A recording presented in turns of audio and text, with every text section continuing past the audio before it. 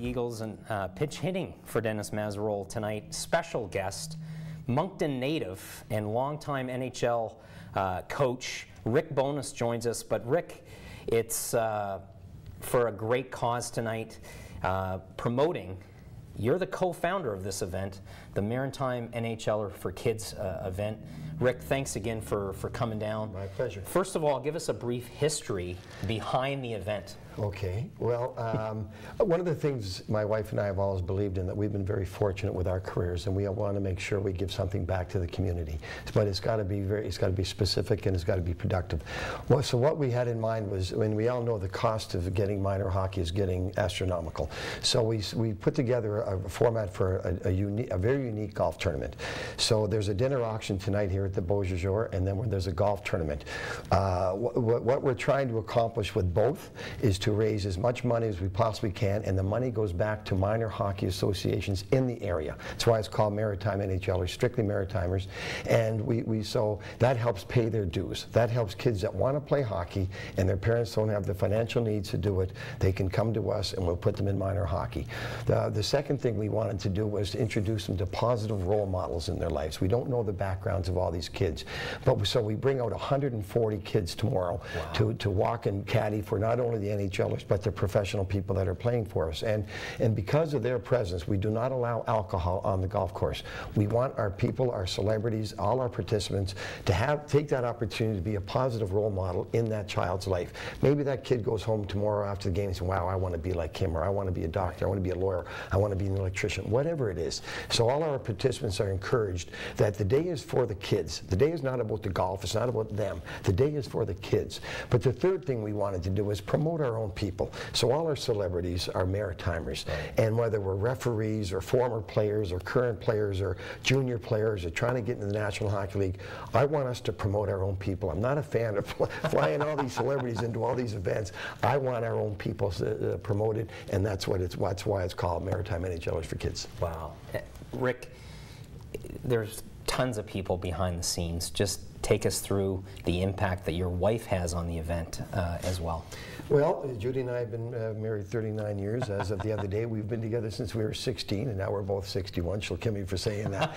But so, you know, all my life, and we've shared the same aspirations, the same dreams. The game means as much to Judy as it does to me. People are always asking me, "Come home, are you still, you still going to games?" Judy wouldn't miss a game if her life depended on it. She still loves it.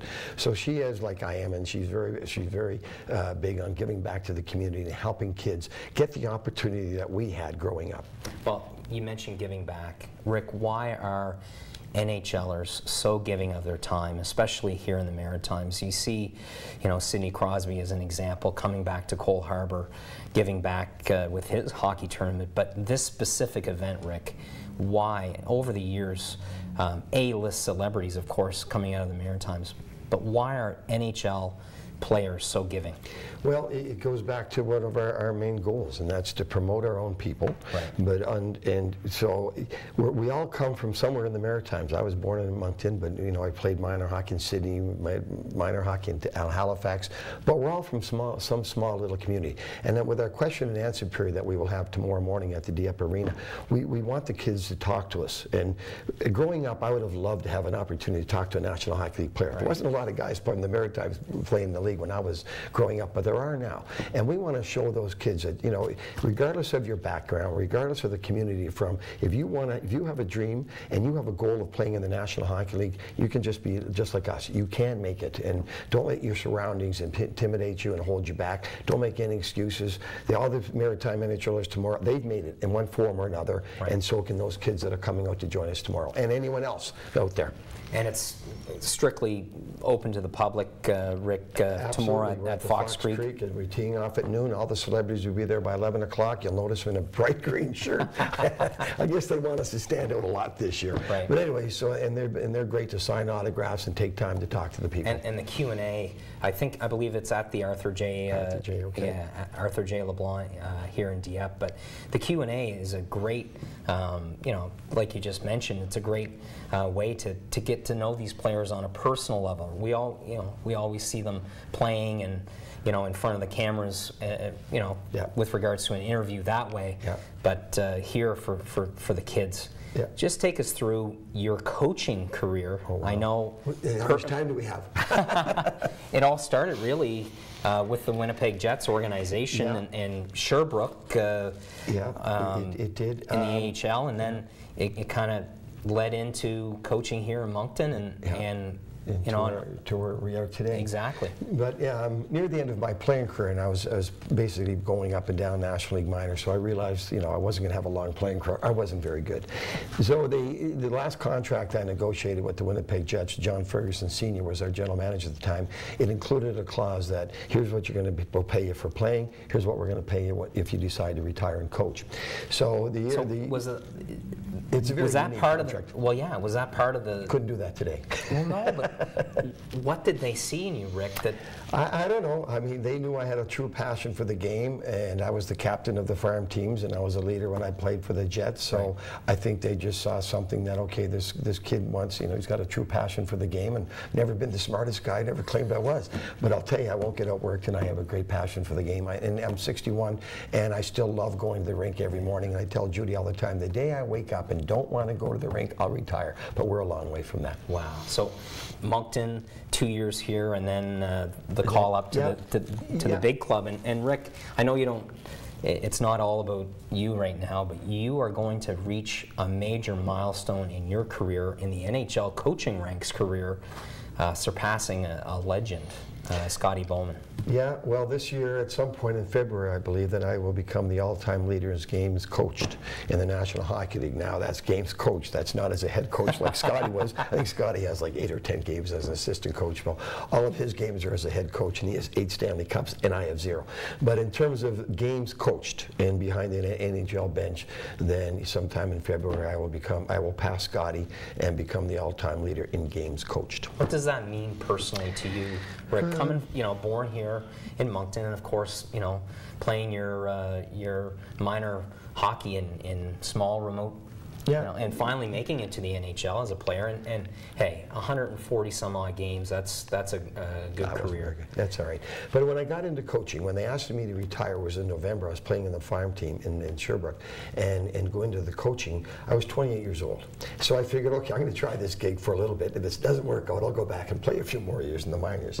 But I've still been doing it. And what it tells me and Judy is that we've been very blessed. We've been very fortunate to spend our entire lives working in the National Hockey League in some capacity, whether it was a player, assistant coach, head coach, or whatever it was. We've been blessed. We've been very fortunate. And to this day, when I talk to today's current players, I'll tell them almost every day, you are so lucky to play in this league. It is an honor to play in this league. And never, ever take a day in our league for granted. You're blessed. You're fortunate. Never take it for granted, and enjoy every second of it, because it doesn't last very long. You mentioned, you know, longevity in the coaching career. I've been fired a few times. I think 4. I'm going to take you back.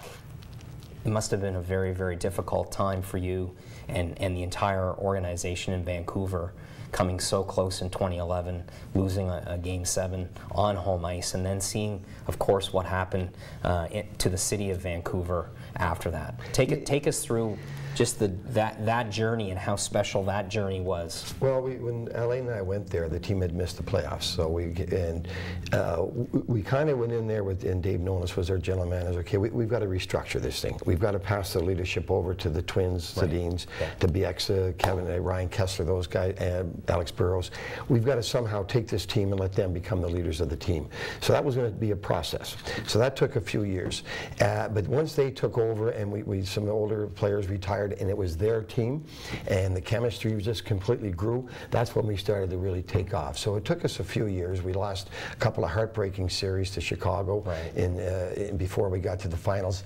But getting to the finals was a journey for all of us, not just me and Alain and Judy and everybody. The players, we had a tremendous bond with those players because we started together, and here we are going into the finals. And it was an interesting series because we won the first couple of games at home we won won in overtime. We won 1-0. Then we go back to Boston. We got completely blown out. We come back to Vancouver. We win 1-0 again. Go back to Boston, get blown out, and we come back to Game 7 at home ice. And Game 7, man, it's all bets are off. Anything can happen. And that game's a perfect example. They got a couple lucky goals. Then they just sat back. And Thomas was outstanding. He won the Conn Smythe. So give credit was due. But losing that, you're going not only 82 games in the preseason, but those 2 extra months of playoff games, and then come up with not the cup. That is the most disappointing thing you'll ever feel in your life. Well, we really appreciate your time and giving.